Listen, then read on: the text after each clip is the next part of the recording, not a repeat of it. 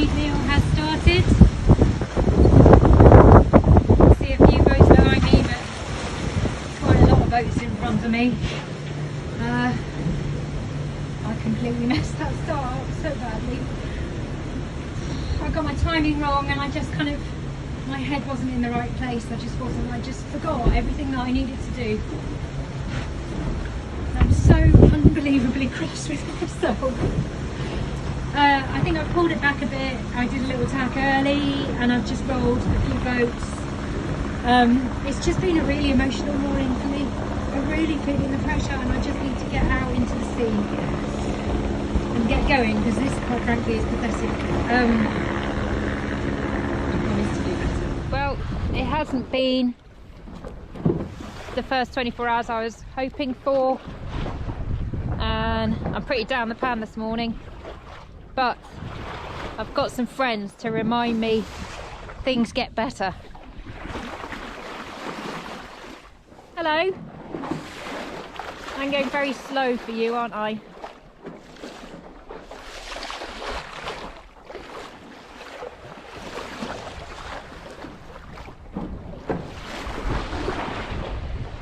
And actually, I'm nearly at the waypoint.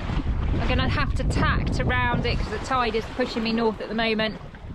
And then the breeze is going to fill today.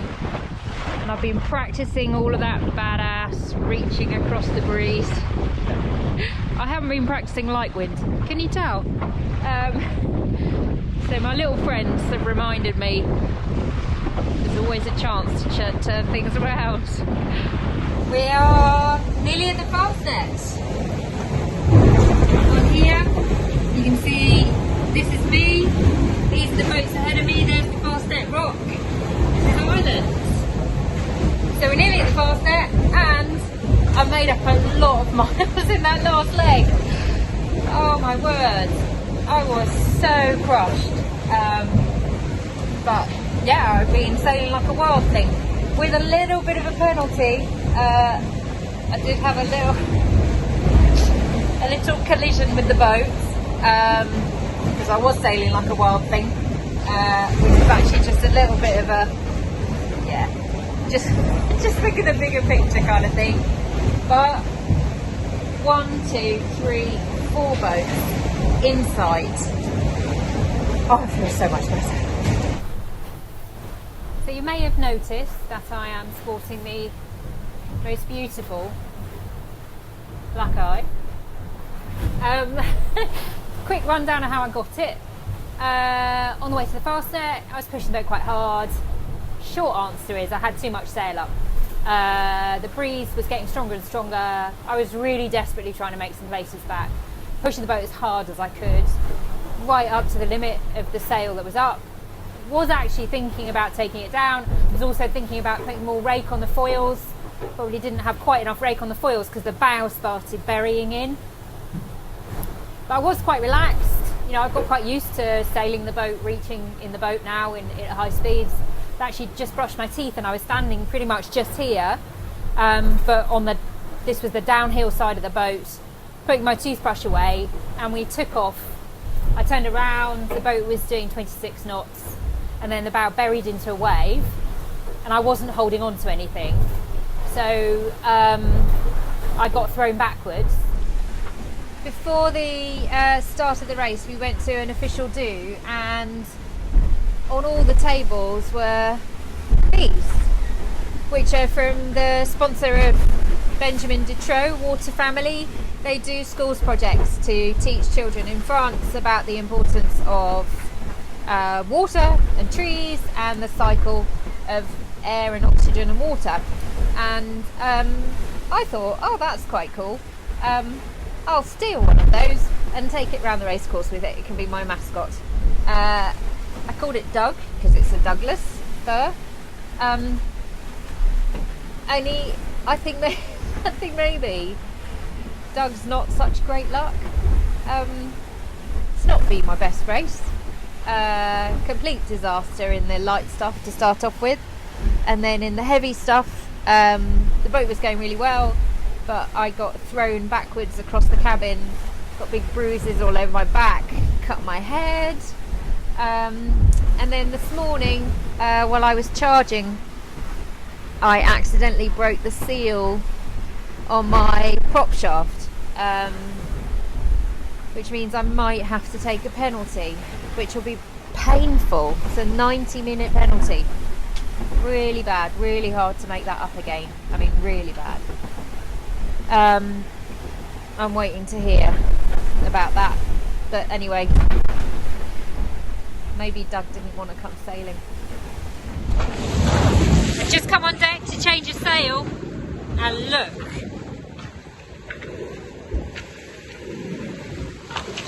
You won't get me this time, my friend. You won't get me this time.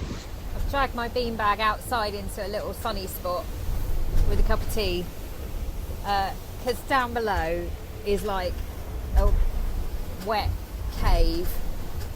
It is really horrible. My new definition of dry is just a bit less wet than the other thing.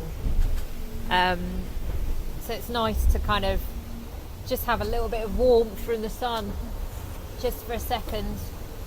I'm coming up to Gallimard, which is the final turning mark before we head back to Brest. It looks like it's going to be a beat back to Brest, which could take 2.5 days because there's no wind down the rum line. So you've either got to go via Spain or upwind or via Ireland downwind. This is not the little gentle ease into the season I thought it was going to be. More for me, because the North Atlantic dishes it up. And actually, you know, a short course like this is, I mean, it tests every part of you, but it's just been non-stop sail changes and manoeuvres. I just feel like all I've done is sail changes, manoeuvres, grab a bit of sleep, another sail change, grab a bit of sleep, another manoeuvre, grab a bit of sleep. You know, we've crossed 2 fronts so far. The sea states have been really messy. There have been multiple sail changes, dragging those beasts around. I mean, that's hard work anyway. I mean, that really takes it out of me. So, yeah, I mean, it's pushing me to the absolute limits, and it's such a different race from the Vendée, because on the Vendée, you know, I do a sail change like every couple of days, reefs in and out all the time, but actual sail changes every couple of days. So there's a bit of time in between to kind of recover, and it's not quite so intense. And this is going to be a 6-day race, I think, and I was expecting it to be about 4. So, you know, 6 days to push yourself that hard with not a lot of sleep is tough, and I will admit I'm feeling every one of my 48 years today. But I'm still, you know, seeing if I can push on a little bit more. There's a couple of boats ahead I'd really like to overtake. We'll see how it goes. Right now I am going to have my cup of tea in the sun before I have to do another sail change. It's a beautiful dawn out here, just on my way to Finisterre.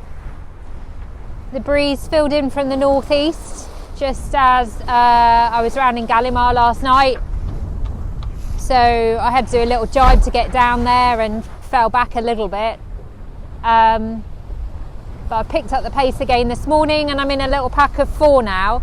So on the horizon behind me is Fabrice in Nexans, which is the same hull as this. Up to windward is Alain in Hublot. Yep, I can just see him there. And then Koji just up there to windward, so slightly behind and up to windward. So we're in a little pack of 4, which is really good for kind of comparative speed. So I'm quite enjoying watching my speed, trying some different things, seeing how I get on with these guys. It's going to be a long old way back.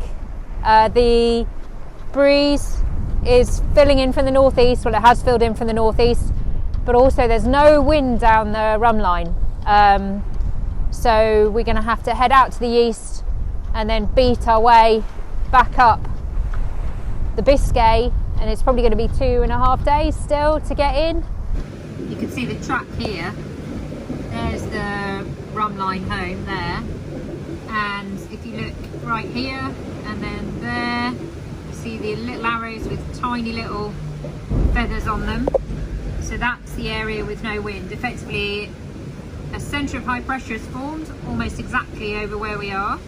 So to the north, there's good westerlies, and to the south and the east, there's northeasterlies. But my route is the pink one. So I've got to come out, away from the centre of the high to find the breeze, and then head up to the finish there. And you see the guys who rounded Gallimard early, they were able to get across this centre of high pressure and up into these westerlies. So they're going to fly home. But everyone else, here's the rest of the fleet, we can't make it across here. It'd be too slow to get across here into the westerlies, so everyone's having to go the upwind route. Well, welcome to the sound of the last 6 hours of my life. Crossing the top of the traffic separation scheme at Cape Finisterre, right in the wind acceleration zone, so it's all a bit way, and then flipping boats everywhere, and this lovely alarm to warn me. But this time, oh, so Koji's up there, and then there's a fishing boat right next to him. Looks like he's crossing ahead of me, so Koji in the fishing boat. Well, weirdly, it looks like Koji's turned towards me. Oh, it's just never ending at all. I'm just hanging on in there because we're just in the acceleration around the top of Finisterre, so it should all just calm down a little bit, less traffic, less wind, but yeah, that alarm kind of sounds like I feel at the moment. There's so much learning for me to do, and I've really been enjoying kind of picking my way through the fleet and improving every hour. So I didn't want to just take a 90-minute penalty and be completely separated and then just trailing off the back for the rest of the race, which is why I've done what I've done. And I'm pleased that I did it that way, because I've closed the gap between me and the front pack by about 20 miles. Best place up into 30. Had my challenges on this leg as well, some problems with the pilot and the instruments. But it's been really good for me, and a good reminder about what my strengths are. And I'm never quick out of the box, but I can definitely claw things back. So I imagine after I've taken my 90-minute penalty, I'm going to be, I don't know, I think I'm going to drop 4, maybe 5 places. But it's not about the end position. It's about so much more than that, and it has been a great race.